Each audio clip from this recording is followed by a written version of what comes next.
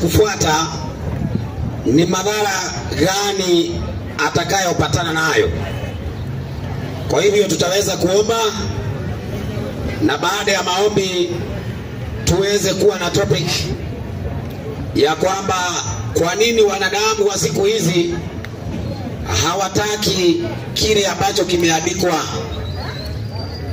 Kwa nini wanadamu wa siku hizi hawayachunguzi maandiko? Tunaomba. Baba wetu na Mungu wetu wa mbinguni, jina lako litukuzwe. Asante kwa kutujalia kuja katika sehemu hii ya Sunika ili tufikishe ujumbe wako wa kweli. Tunaponena tunaomba unene, uweke maneno yako katika vinywa vyetu ili tuweze kunena maneno ambayo yametoka kwako, yatakayokuwa na baraka na uvuvio kwa wasikilizaji. Anza nasi na umalize pamoja nasi katika jina la Yesu tumeomba. Amen. Jana ilikuwa ndio siku yangu ya kwanza kuwa hapa, na wenzangu walikuwa wametangulia juzi, na walikuwa wamemaliza mkutano mwingine pale Kisii Town, mahali kunaitwa Daraja Mbili. Walipomaliza hapo ndio wakaja hapa, na mimi nikaja kwa ajili ya kuwatia nguvu katika sehemu hii ya Sunika. Kwa hivyo naomba nijitambulishe, maana wanasema gari ambayo haina namba ni ya mwizi. Kwa hivyo ni vizuri kujitambulisha ili watu waweze kukufahamu na waweze kukujua. Mimi naitwa mtumishi wa Mungu Francis Dasha. Mimi naishi katika Nairobi, mji wa Nairobi, mimi pamoja na familia yangu. Na katika mtandao wa kijamii napatikana katika mtandao unajulikana kama Biblia Nuru ya Dunia. Wakati mwingi tunafanya midaharo na Waislamu. Utakapoingia hapo utapata mapambano ya kihoja kati yetu sisi na walimu wa Kiislamu. Lakini hapa hatujakuja kwa ajili ya debate ambaye huwa tunafanya wakati mwingine. Hapa tumekuja kwa ajili ya kuwafikishieni ukweli ulio wazi katika Biblia. Kwa hivyo niombe mnifuatilie, na nitaweza kutumia picha hizi mnazoziona. Hizi picha ambazo mnaziona ziko hapa zimebeba ujumbe wa ajabu. Lakini shida na matatizo ni kwamba watu hawajaweza kufundishwa habari za picha hizi. Baadhi ya watu walio katika madhehebu yanayojiitanisha na Kristo hawajaweza kusoma unabii wa Biblia, hawajaweza kuelewa namna ambavyo Mungu amezungumza kupitia picha hizi. Kwa hivyo msomaji, uko tayari? Mikrofoni yako inafanya? Safi. Mikrofoni iko sawa? Ndio. Na wewe mwenyewe uko sawa? Kabisa. Haya. Sasa naomba unisaidie na kitabu cha Petero wa pili, Second Petro. Petero wa pili 1 anzia mstari wa 19, ikiwezekana anzia mstari wa 16 kwanza. Inasemaje? Petero wa pili 1:16. Inasema hivi. Inasemaje? Petero wa pili 1 mstari wake wa 16. Tupe habari tusikie. Maana hatukufuata hadithi zilizotungwa kwa werevu. Biblia inasema hatujafuata hadithi zilizotungwa. Hatujafuata hadithi zilizotungwa. Tuna ushahidi wa kile ambacho tunakiamini, sio hadithi. Kwa hivyo tunaposhuhudia, tunashuhudia tukiwa mashahidi wanaoshuhudia jambo lina uhakika. Soma mstari wa 19. Nasi tuna lile neno la unabii. Nasi tuna lile neno la unabii Lililo imara zaidi. Aha. Ambalo mkiliangalia kama taa ing'aayo mahali penye giza. Twende. Mwafanya vyema. Safi. Mpaka kutakapopambazuka. Alafu. Na nyota ya asubuhi kuzuka mioyoni mwenu. Kwa hivyo neno la unabii, neno la unabii linawakilisha taa yenye inawamilikia watu katika giza. Giza gani tunayozungumzia?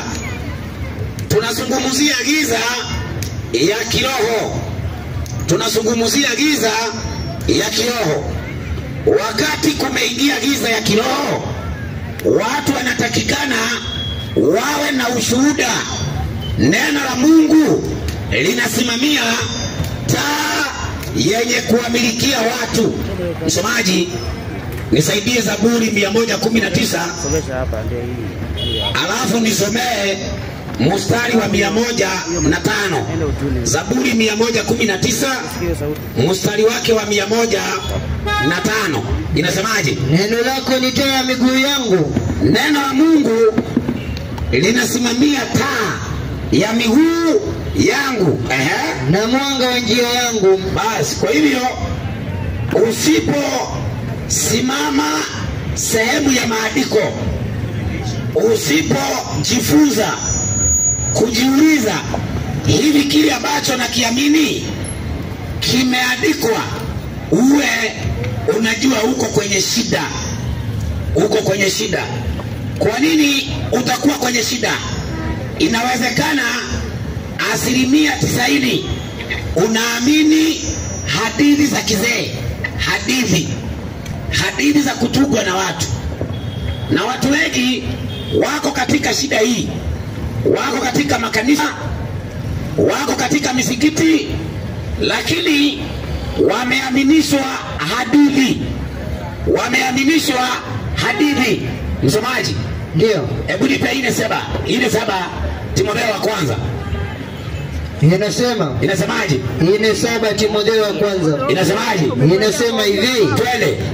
Maana tu kufuata, inasema ndio, bali hadithi za kizee. Mungu anasema hadithi za kizee zisizokuwa za dini, ambazo sio za dini, uzikatae. Mungu anasema jifunze kukataa hadithi za kizee.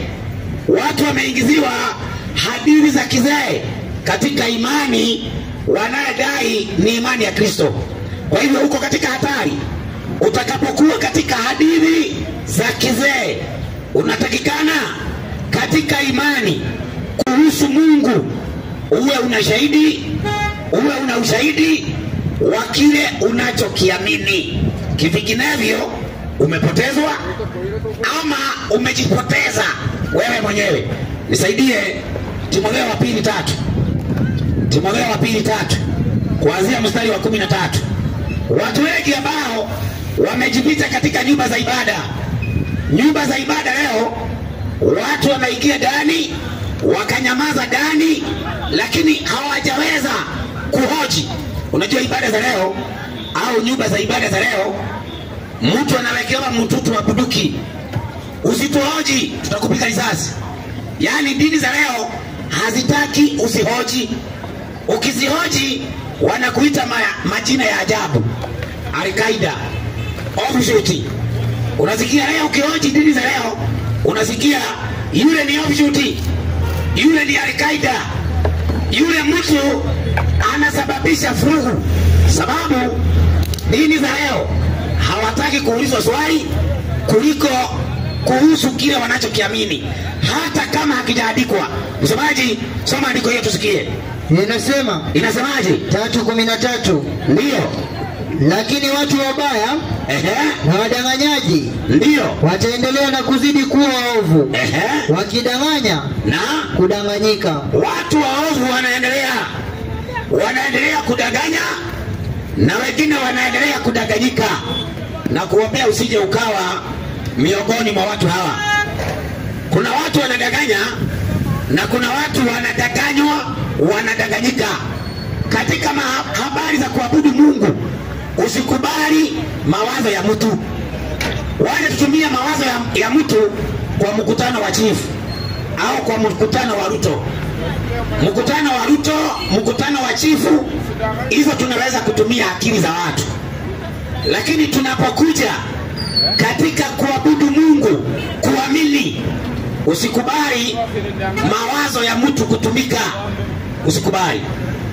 Inatakikana chochote, msaidieni ile speaker irudi itoke kwa barabara. Ikuje ingie huku ndani, maana sasa gari zitakuwa zinafika hapo tu zinasimama. Kwa hivyo waambie kweli. Kwa hivyo wakati unapoaminishwa hadithi ambazo haziwezi kudhibitika katika maandiko, ujue umepotezwa, na huyo unayedai ni mchungaji wako au ni nabii wako. Usikubali mtu kwa sababu amejiita mchungaji. Usikubali mtu kwa sababu amejiita nabii. Hapana. Unatakikana kupima kile anachokifundisha, kile anachokihubiri, hivi kimekubalika na maandiko matakatifu. Sasa hapo ndio naweza kusema naweza kumsikiliza mchungaji huyu, naweza kumsikiliza nabii huyu. Lakini kama wewe umefuata porojo, umefuata maneno ya kutungwa na wanadamu, umejiweka katika hatari ya kupoteza uzima wa milele. Uzima wa milele sio kitu cha kuchezea. Kama wewe unachukua pesa zako unaweka kwenye akaunti kwa benki, kwa nini usiangalie mahali ambapo unaweka moyo wako? Kwa nini moyo wako uchezee maisha yako ya milele? Mbona uichezee? Unataka kupoteza maisha ya milele bure tu? Unatakikana kujiuliza, mimi nimeweka moyo wangu wapi? Usiweke moyo wako kwa imani ya mwanadamu, weka moyo wako kwa Mungu. Kwa hiyo wahubiri wote na wote ambao wanadai wanahubiri injili wanatakikana kuinua Yesu ndani ya Biblia, sio kujiinua wenyewe, sio kujihubiri wenyewe. Tunatakikana kuangalia hivi Biblia inasemaje. Huyo ndiye mhubiri wa kweli. Huyo ndiye mhubiri wa kweli.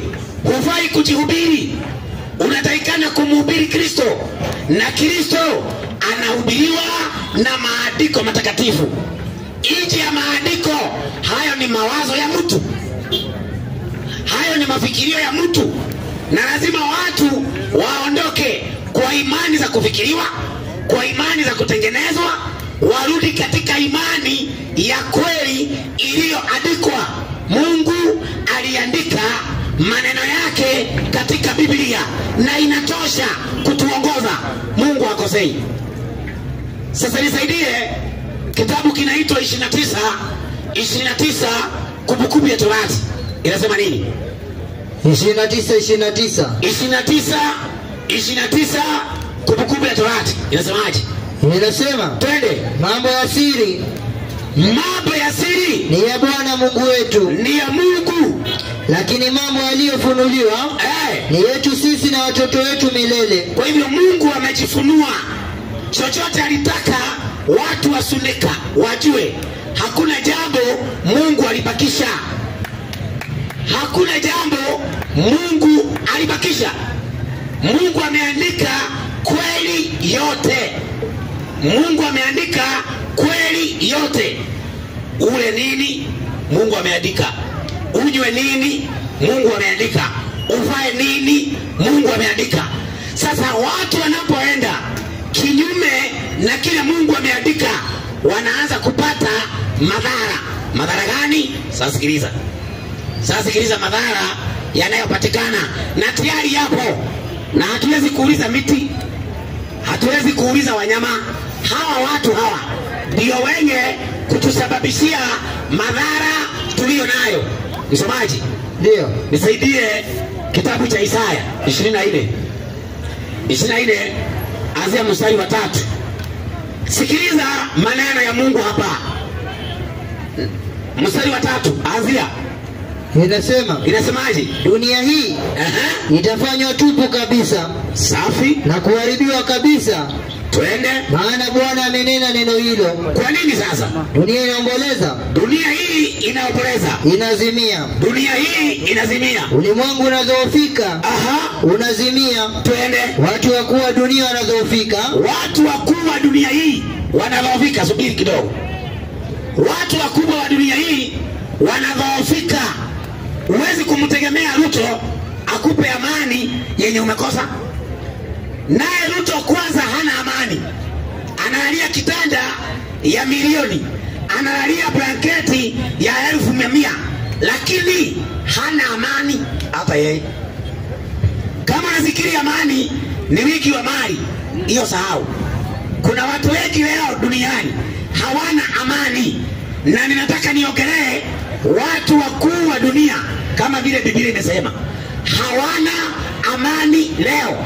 Unasikia sasa hivi mnaambiwa ati sasa pelekeni ng'ombe zenu zikadugwe shindano. Mnajiuliza, nyuma ya mgogo wa kudugisha ng'ombe na busi shindano unadhani ni nini? Ng'ombe yako ni mgonjwa. Sasa kwa nini ng'ombe yako si mgonjwa lakini serikali wanakuambia peleka ikadugwe shindano? Kabla upeleke ng'ombe walianza na wewe kwanza. Wewe ulijipeleka kwa daktari ukadukwe shindano na hukuwa mgonjwa. Walikuwa wamekudanganya ati wanakusaidia usije ukagojeka ugonjwa wa corona. Lakini kaa kando bwana. Enda mtoe hapo. Sina pesa. Naomba huyu jamaa mweke hapa kidogo kando kidogo. Sasa hebu sikilizeni niwaambie kitu. Alafu nitakuja kuwafunulia siri hiyo kwa sababu iko hapa. Hapa ndiyo maneno iko. Hapa ndiyo maneno iko. Andiko limesema wakuu wa dunia hii wamedhoofika. Hatuwezi kuwategemea. Badala ya kuwategemea wanatuangamisha. Wanatuangamiza kabisa. Sasa mimi nikuulize swali. Wewe uliyedungwa shindano ya corona, hivi unasikiaje wakati kuna watu hawakudungwa na mko nao hawajakufa? Unasikia sikiaje? Unasikia sikiaje wakati ulienda ukadungwa shindano ya corona? Maana walikwambia kama hautaenda kudungwa shindano ya corona utapatwa na shida na corona utakufa. Sasa niwaulize, corona ilisafiri ikaenda wapi baada ya wewe kudungwa? Baada ya wewe kudungwa mlikuwa mnaambiwa hivi, hutapata gari Disemba 25 mwaka jana kama hutadungwa shindano ya corona. Mkawekewa matisho, mkawekewa matisho, mkawekewa matisho, mkajipeleka wenyewe mkadungwa. Yesu anasema, hebu nisaidie Luka 5:32. Yesu anasema mtu mgonjwa ndiye huwa ana haja na tabibu.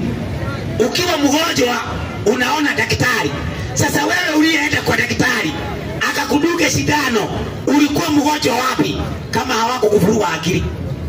Walikuroga. Na walikuroga na hiyo TV na hiyo karedio na hako kasimu umeweka kwa mkono hapo. Huyo ndio mchawi wako wa kwanza wa kukuroga. Ukadanganywa, ukawekewa matisho, ukajipeleka mwenyewe ukadugwa shindano ya corona. Baada ya kuduga shindano wewe corona, sasa wakakwambia bado hata ng'ombe yako na buzi yako sasa tunadunga baada ya mwaka moja. Walianza na wewe, alafu baada ya mwaka moja sasa wamekuja kwa ng'ombe na buzi. Lakini ukisikiliza wanasiasa wenye wanajielewa wanasema jambo hili la kuduka ng'ombe liko na ofisi yake ambaye limetoka hapo na kiongozi wake anaitwa Bill Gates. Sasa wewe utakapo search Bill Gates ndio utakuja kugundua Bill Gates ni jesusi ambaye anatumika kuhakikisha ajenda zao zimeweza kufaulu. Sasa tuache hiyo. Msomaji, teremka na andiko. Dunia imedhoofika, dunia imeharibika. Hatutawategemea viongozi wa dunia. Soma tusikie. Inasema Inasema hivi. Twende. Tena dunia imetiwa unajisi. Dunia imetiwa unajisi. Kwa watu wanaoikaa. Ate ng'ombe. Watu wanaoikaa. Ate kuku. Watu wanaoikaa. Mbuzi. Watu wanaoikaa.